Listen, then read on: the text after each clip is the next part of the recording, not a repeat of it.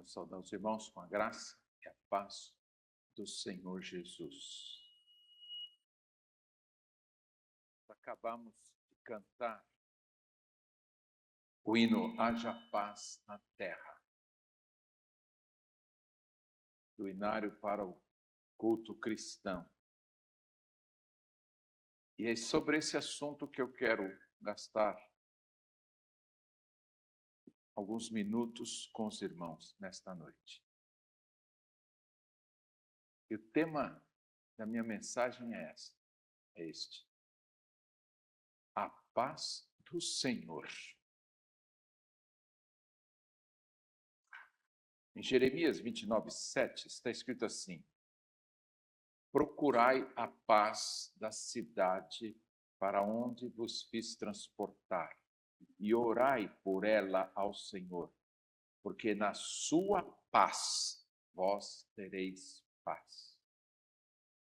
Em João 14:27, Jesus disse para os seus discípulos: eu vos deixo a paz, a minha paz vos dou. Não vou-la dou como o mundo a dá. Não se turbe o vosso coração, nem se atemorize. Ainda em João 16:33, antes da oração sacerdotal de Jesus, ele disse assim: tenho-vos dito isso para que em mim tenhais paz. No mundo tereis aflições, mas tende bom ânimo. Eu venci o mundo.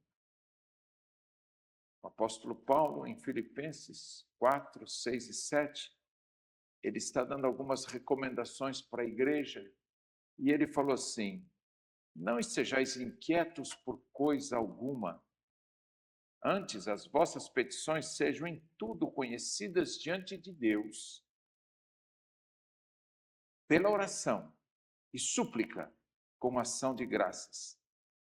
E a paz de Deus, que excede todo o entendimento, guardará os vossos corações e os vossos sentimentos em Cristo Jesus. A paz de Deus, que excede o vosso entendimento. Nós costumamos, algumas vezes, nos cumprimentar dizendo assim, Shalom, em hebraico, e algumas vezes Shalom Aleichem, também em hebraico. Shalom é a palavra hebraica que designa paz. Shalom Aleichem é paz seja convosco. A palavra Shalom, na Bíblia, denota muito mais do que a ausência de guerra, de conflitos, de intranquilidade, de ansiedade. Por isso que eu li o texto de Filipenses. O significado básico de Shalom na Bíblia é harmonia, é plenitude, é firmeza, é bem-estar, é êxito em todas as áreas da sua vida. Quando você cumprimenta o irmão e fala assim, Shalom, você está desejando para ele que haja harmonia, que haja plenitude, que haja firmeza, que haja bem-estar e êxito em todas as coisas que ele faça. O mundo precisa de Shalom. Não preciso aqui falar muito sobre isso, e nem pretendo. Senão ficaríamos a noite inteira aqui para falar sobre isso. O mundo necessita de Shalom. O panorama atual do mundo, todos nós conhecemos, não preciso nem falar.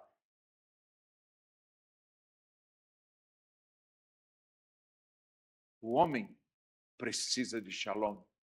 O ser humano precisa de Shalom para ter um bom relacionamento na sociedade, para seu bem-estar em grupo, em sociedade.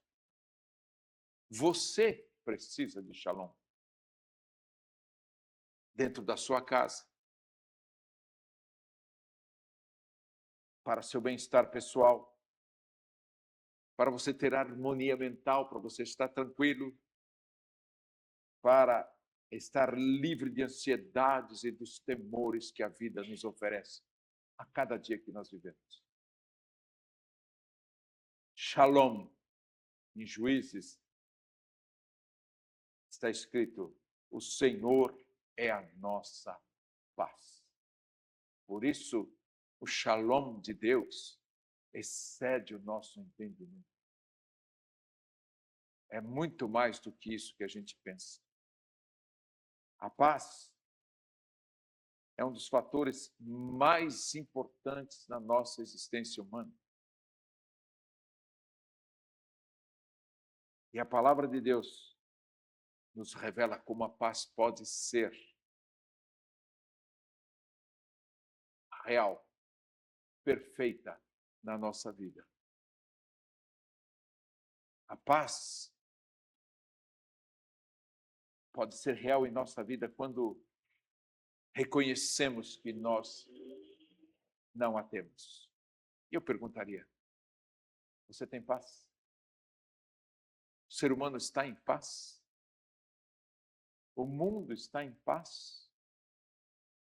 Nós temos realmente obedecido nosso Deus em relação a essa questão? Uma ocasião eu estava em em Tel Aviv, e eu lembrei-me daquele texto em que o Senhor fala: orai pela paz de Jerusalém. Eu então virei-me para a direção da cidade de Jerusalém e orei em favor daquela nação, em favor daquela cidade. Nós precisamos reconhecer que não temos paz. Quando Deus nos criou, quando Ele criou todas as coisas, Ele criou tudo para que houvesse harmonia e paz. Olhe para o firmamento, olhe para o universo. Ele está em harmonia. Você olha para a Terra, ela está parada ali, ó. Parada, está em movimento. Mas não tem nada que a sustenta: o Sol, as estrelas, os outros planetas, tudo em ordem, tudo funcionando direitinho. Uma harmonia. Tem paz no universo, menos na Terra. Por isso a canção que o irmão Wilton escolheu: haja paz na Terra. Porque nós temos que reconhecer que não temos a paz. Deus viu que tudo quanto Ele tinha feito era muito bom. Versículo, último dia da criação. E eis que viu Deus que tudo era muito bom. Quando Adão e Eva, ouvindo a voz do tentador, desobedeceram e pecaram, eles quebraram aquela harmonia que Deus tinha estabelecido na criação, entre os homens. Não no universo, não na criação toda, mas entre as pessoas, os seres criados por Deus, a imagem e semelhança de Deus. Interromperam a paz. O pecado interrompeu a paz. Se você quer ter paz, você tem que estar focado em Deus. E o pecado nos desvia de Deus.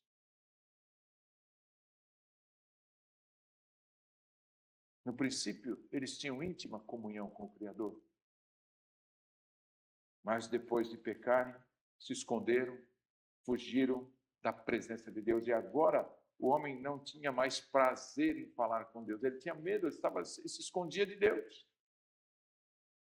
Porque ele tinha pecado. Ele sabia que ele fez alguma coisa errada. Agora o homem não tinha mais prazer na comunhão com o Senhor. Agora ele sentia medo da presença de Deus. Naquele momento em que tudo isso aconteceu, pela primeira vez o homem estava experimentando o que é culpa, o que é vergonha diante de Deus e a perda da paz de Deus. Gênesis 3:8 revela isso claramente, o homem perdeu a paz interior, aquela harmonia interna, aquela segurança, e passou a ser o que é hoje. Através do pecado, interrompeu-se. E também o relacionamento entre os seres humanos. Adão culpou Eva, Eva culpou a serpente, e assim o mundo vem até hoje. Um imputando a culpa ao outro, transferindo a responsabilidade para o outro. Ninguém assume, porque não quer ter o controle das consequências que vêm quando se assumem essas coisas. No Velho Testamento, nós vamos encontrar muitas promessas do nosso Deus através dos seus profetas a respeito da vitória e da paz. Apesar de termos pecado, de termos nos afastado de Deus, Deus continuou cuidando de nós e nos mostrando o caminho para encontrarmos a paz. Paz vindoura, sobretudo relacionada com a volta do seu Filho, a esperança para o mundo. Davi, em vários textos, salmos, ele profetizou que o Messias governaria as nações com paz, com equidade, com harmonia. Isaías pregou que o Messias reinaria como príncipe da paz. Isaías 9, 6 e 7.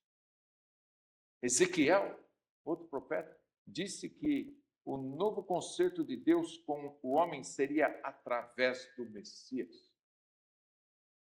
E que seria um concerto de paz. Ezequiel 34, 25, 37, 26. Miqueias, ao profetizar o nascimento do Messias em Belém, ele declarou: e este será a nossa paz. Miqueias 5, 5.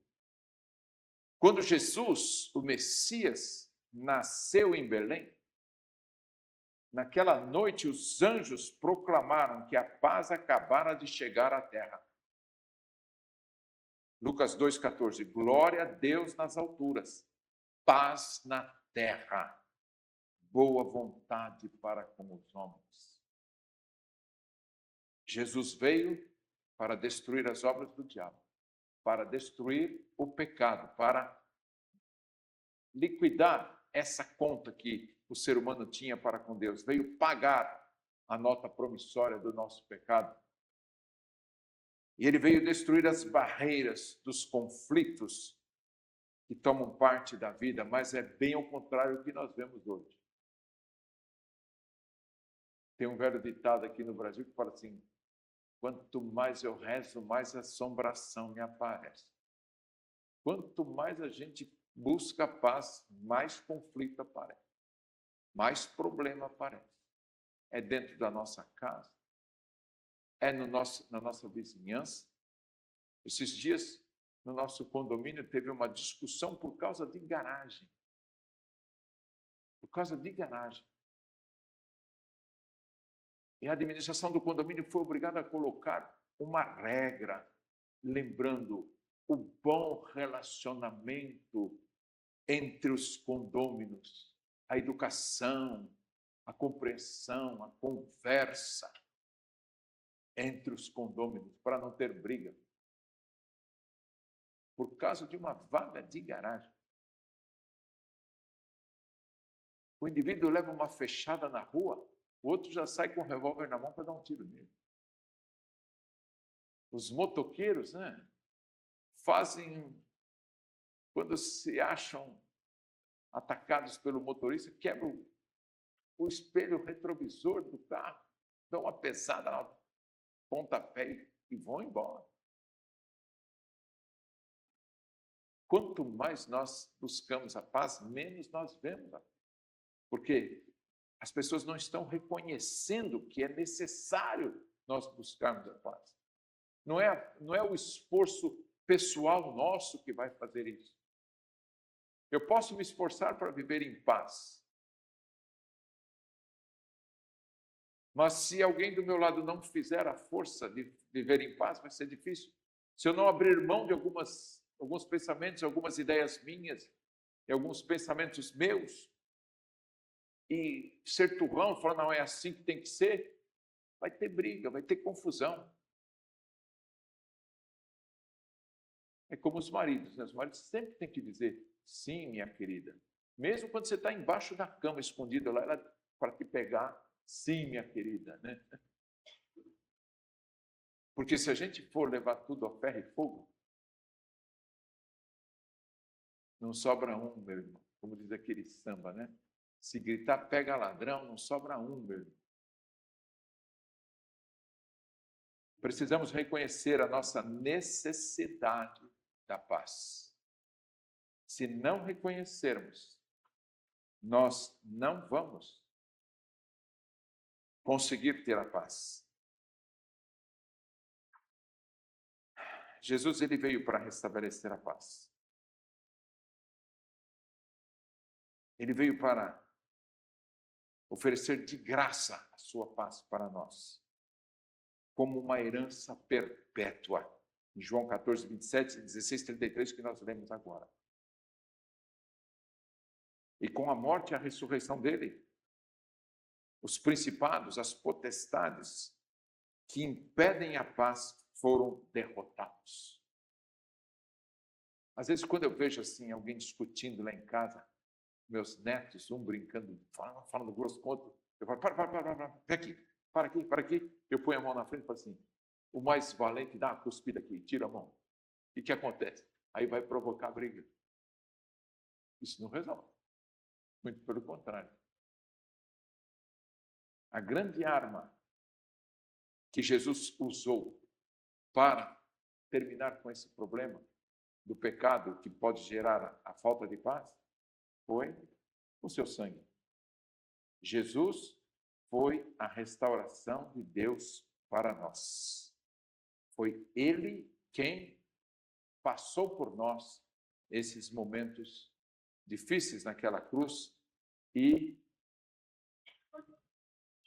venceu a morte por nós. A paz tem que ser procurada, mas também nós temos que aceitar essa restauração que Jesus nos oferece. Não é só saber. Hoje pela manhã nós falávamos aqui entre nós que nós temos que aplicar as verdades da palavra na nossa vida. Não adianta só saber, nós temos que aplicar. Então, eu sei que eu preciso de paz. E Jesus me oferece a paz. E se eu não reconhecer que essa restauração vem através dele, eu não vou conseguir ter paz.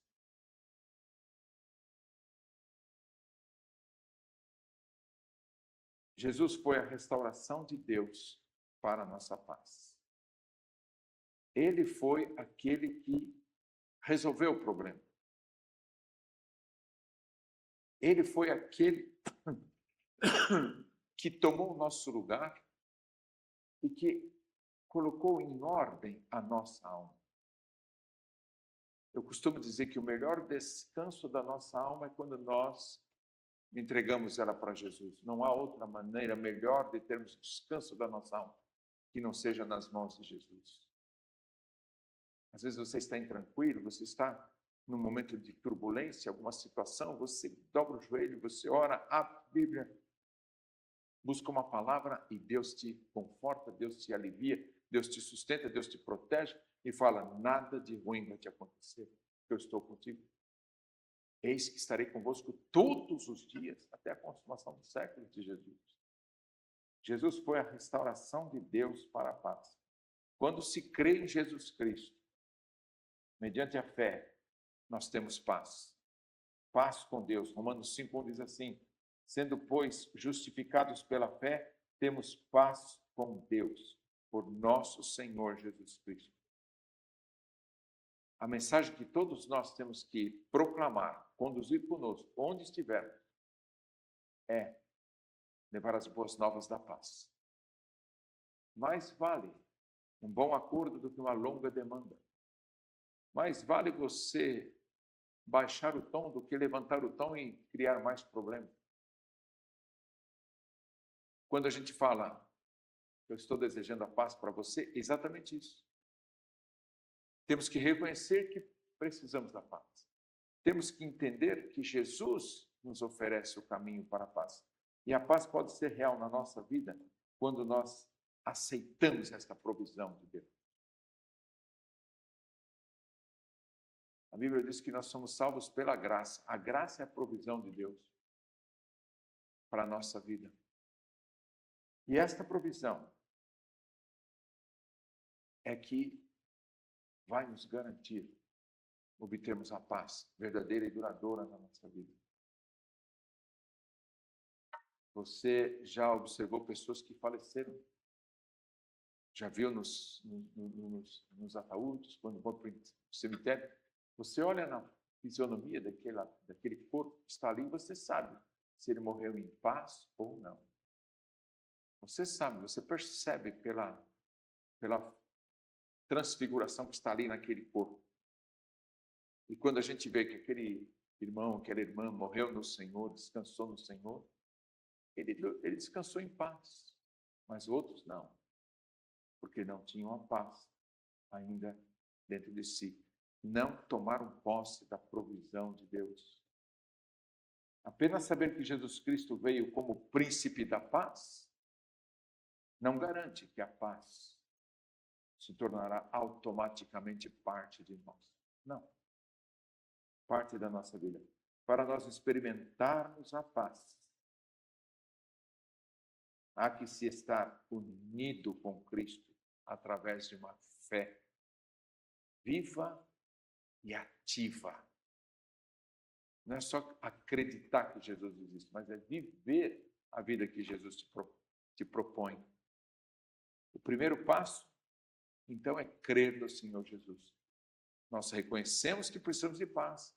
Nós entendemos que Ele é o caminho, mas nós temos que dar o primeiro passo. Nós temos que reconhecer. Ele já estendeu a mão para nós, Ele já tomou nosso lugar na cruz.